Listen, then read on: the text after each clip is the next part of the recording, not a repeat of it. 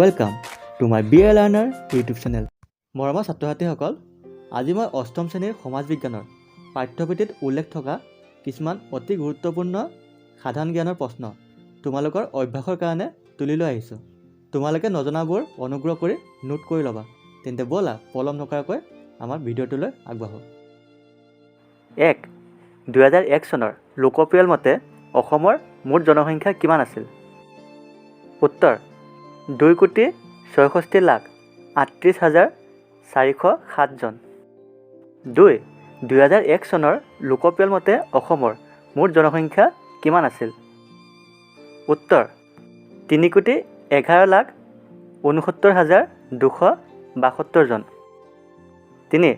2011 চনৰ মতে ভাৰতবৰ্ষৰ জনসংখ্যা কিমান আছিল? উত্তৰ 121.10 কোটি। 2011 চনৰ মতে এছিয়া মহাদেশৰ মুঠ জনসংখ্যা কিমান আছিল? উত্তৰ 4,140 নিযুত।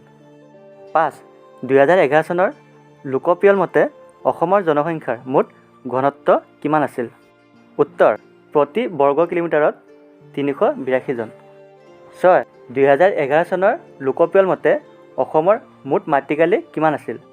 উত্তৰ 78,438 বৰ্গ কিলোমিটাৰ। 7 বৰ্তমান অসমত মুঠ গাঁৱৰ সংখ্যা কিমান? উত্তৰ 25,590খন। 8 লোকপিয়ল মতে ভাৰতবৰ্ষৰ নগৰ এখনৰ মুঠ কিমান জনসংখ্যা হ'ব লাগিব? উত্তৰ 5,500 জন।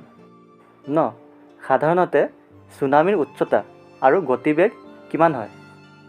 উত্তৰ উচ্চতা 15 চেণ্টিমিটাৰ আৰু গতিবেগ প্ৰায় 700 কিলোমিটাৰতকৈ অধিক হয়। 10 জোৱাৰ ভাটা কি? উত্তৰ সাগৰৰ পানীৰ পৃষ্ঠ সময়ে সময়ে উলম্বিকভাৱে উঠা-নমা কৰা কাৰ্যক জোৱাৰ ভাটা বুলি কোৱা হয়। 11 আটাইতকৈ প্ৰাচীন মানচিত্ৰ ক'ত উদ্ধাৰ হৈছিল? উত্তৰ মেছোপটেমিয়াত। 12 প্ৰাচীন মানচিত্ৰ কিহত অংকন কৰা হৈছিল? উত্তৰ টেৰাকোটা ফলকত।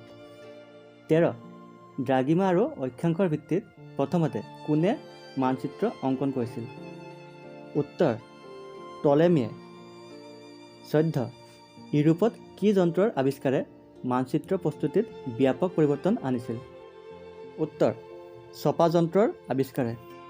15 ভাৰতবৰ্ষত বিজ্ঞানসন্মত মানচিত্ৰৰ আৱিষ্কাৰ কোনে কৰিছিল? উত্তৰ ইংৰাজসকলে। 16 ব্ৰহ্মপুত্ৰ নৈৰ মুঠ দৈৰ্ঘ্য কিমান? উত্তৰ 2,906 কিলোমিটাৰ। 17 বৰাক নৈৰ মুঠ উপনৈৰ সংখ্যা কিমান? 27খন। 18 দিব্য প্ৰবন্ধম কি? উত্তৰ আলভাৰছসকলৰ সংকলিত সাহিত্য সম্ভাৰক দিব্য প্ৰবন্ধম বুলি কোৱা হয়। 19 শংকৰাচাৰ্য কি বাদত বিশ্বাসী আছিল? উত্তৰ অদ্বৈতবাদত। 20 ভাৰতবৰ্ষত ইছলাম ধৰ্মাৱলম্বী তুৰ্কী আফগানসকলৰ আৱিৰ্ভাৱ কেতিয়া হৈছিল? উত্তৰ খ্ৰীষ্টীয় 9ম শতিকাত। 21 ৰামানন্দৰ উপাস্য দেৱতা কোন আছিল? উত্তৰ বিষ্ণু দেৱতা। 22 তুলসীদাসক কাৰ অৱতাৰ ৰূপে গণ্য কৰা হৈছিল? উত্তৰ বাল্মীকিৰ অৱতাৰ ৰূপে। 23 ৰামানন্দৰ অন্যতম শিষ্যৰ নাম কি আছিল? উত্তৰ কবীৰ দাস।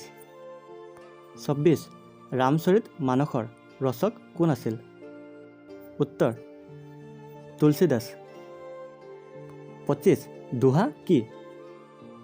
উত্তৰ কবিৰে ৰচনা কৰা ভক্তিমাৰ্গৰ কবিতাসমূহক দোহা বুলি কোৱা হয়। 26 গীত গোবিন্দৰ ৰচক কোন? উত্তৰ জয়দেৱ। মৰমৰ ছাত্ৰ-ছাত্ৰীসকল, আজিৰ ভিডিঅ'টো ইমান আছিলে। যদিহে মোৰ এই ভিডিঅ'টো আপোনালোকৰ ভাল লাগে তেন্তে লাইক আৰু শ্বেয়াৰ কৰিবলৈ নাপাহৰিব। ধন্যবাদ।